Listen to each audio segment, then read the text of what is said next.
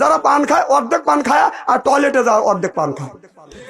আমি নিজে দেখছি এক বুড়ো মুখ এমনি এম করতে আসতেছে, তুমি চাচা কই গেছিলে? কয় টয়লেটে। তুমি কি খাও? কয় পান।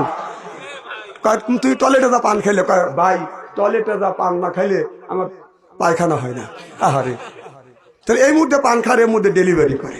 সি সি, পান হালাল জিনিস, সেটা টয়লেটে যা খায়।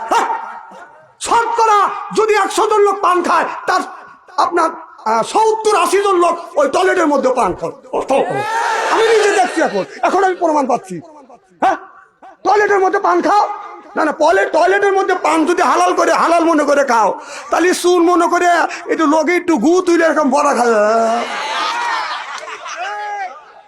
এখন ঘৃণা করতেছে, এখন ঘৃণা করতেছে।